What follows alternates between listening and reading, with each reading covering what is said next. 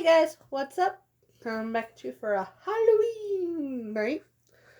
Hope everybody's having fun and staying safe. I'm kind of being a water princess tonight, or sea princess. Didn't have much on me and couldn't figure out what I wanted to be. Anyways, doing a little something different. I tried getting people involved at work to write some scary stories. Unfortunately, I only got one person who actually got interested. And that might be because I didn't put the paper in the proper spot.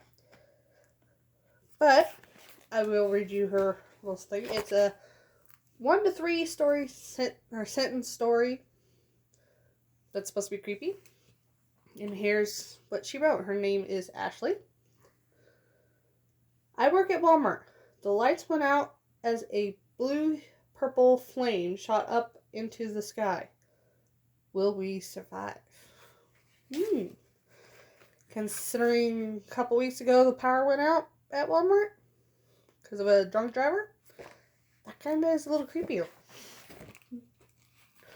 I also did my own kind of creepy story, and this is what it is. Excuse me, sorry. For 3 nights, 6 pairs of glowing eyes have been watching us. Today, my husband went into the woods. Tonight, 7 eyes watch me. Can only guess what happened to him, huh? And because it is Halloween, I am doing some more spooky stories. I actually got the box set of Scary Stories to Tell in the Dark. All 3 have cover of the movie, parts of it. I found out 3 covers all come from the last book. Sorry, this sucker's really hard to get out first. Okay. I've already been reading out of this one. And so I'm going to read out of the next ones. A couple of them. Got more Scary Stories to Tell in the Dark, which the one on the cover is called The Dream, which is in the 3rd book. Which the cover of this one is called The Red Spot. It's been a while since I've read this, so I'm just gonna pick some random stories. Oh, here's a good one. A weird blue light. Kind of goes with the story Ashley wrote. Late one night in October 1864, a Confederate blockade runner slipped up by some Union gunboats at the entrance of Galveston Bay in Texas and made it safely to port with its cargo of food and other necessities. Louise Billings, or Louis, I'm not sure how you pronounce that one. Some people say Louise, some say Louise. But I'm guessing this one is Louis. Louis Billings, the master of the small vessel, was getting ready to weigh anchor when he was startled by a shriek from one of the crew. A strange, old-fashioned schooner with a big black flag was rushing down at us, Billings said later. She was afire with some sort, or with some, I cannot talk, sorry. With a sort of weird, pale blue light that lightened up every nook and cranny of her. The crew was pulling at the ropes and doing other work, and they paid us no attention, didn't even glance our way. They all had ghastly bleeding wounds, but their faces and eyes were those of dead men. Sounds kind of like the Pirates of the Caribbean. The man who had shrieked had fallen to his knees, his teeth clattering as he gasped out a prayer. Overcoming my own terror that was chilling the very marrow of my bones, I rushed forward, shouting to the others as I ran. Suddenly the schooner vanished before my eyes. Some say that it was the ghost of Jean Lafayette's pirate ship Pride that sank off Galveston Island in 1821 or 1822. She was seen again in 1892 in the same waters with the same crew. Okay. Interesting. Oh, and here's one. The Bride. Picture. The minister's daughter had just gotten married. After the wedding ceremony, there was a great feast with music and dancing and contests and games, even old children's games.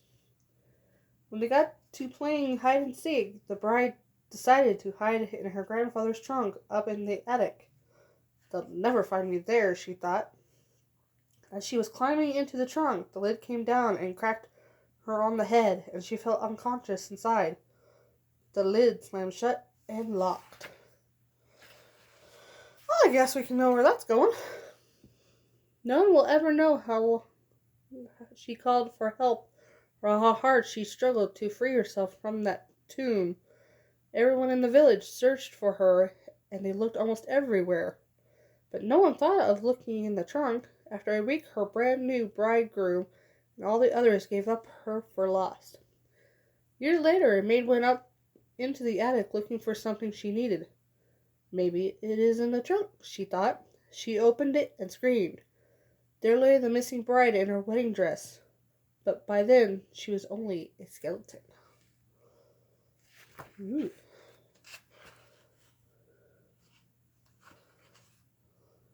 Okay, here's one more for this book, and it's called The Voice. There's the picture. It's not very long, but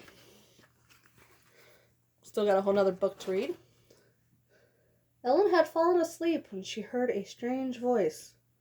Ellen, it whispered, I'm coming up the stairs. I'm on the first step. Now I am on the second step.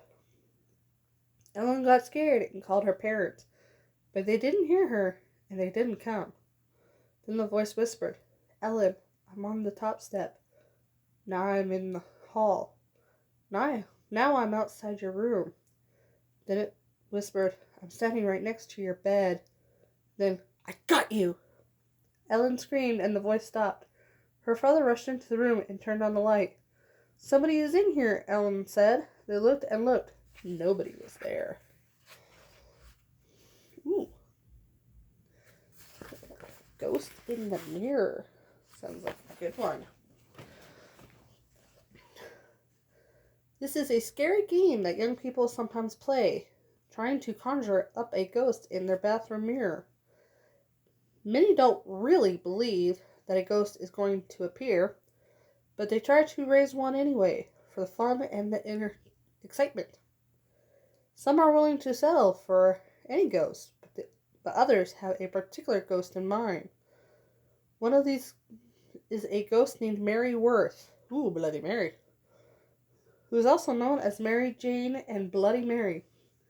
She is the heroine of an old comic strip, but some say she actually was a witch who was hanged at the infamous witch trials in Salem, Massachusetts, 1692. I'm going a little dyslexic tonight. Another of these ghosts is La Llorona, the weeping woman who wanders the streets of cities and towns from Texas to California and throughout Mexico looking for her lost child. Actually, it's children. She drowned them because of her cheating husband. Still another is Mary Wells, a young woman who is supposed to have been killed in a car accident in Indianapolis, Indiana, about 1965. Her ghost is one of the vanishing hitchhikers. It is said that again and again she thumbs a ride home in a passing car, then vanishes before she gets there. Oh, this is instructions on how to do it. I'll let you guys see so you can try, but I would not suggest it. Because you've got to be very careful calling on ghosts. Just might show up. Okay. I gotta remember what pages they're on.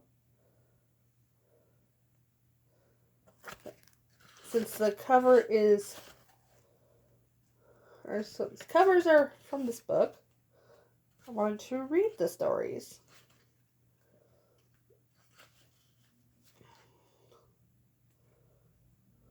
Let's see. So I gotta find them. Ooh, the one for the first book is called Harold. So here is Harold. I actually did a good job with the guy. When it got hot in the valley, Thomas and Alfred drove their cows up to a cool green pasture in the mountains to graze.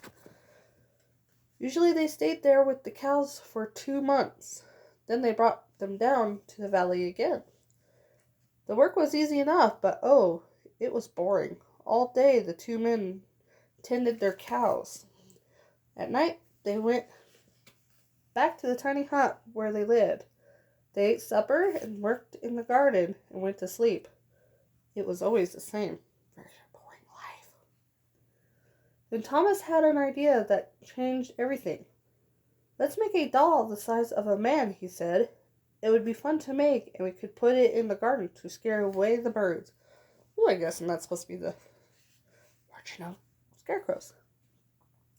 It should look like Harold, Alfred said. Harold was a farmer they both hated.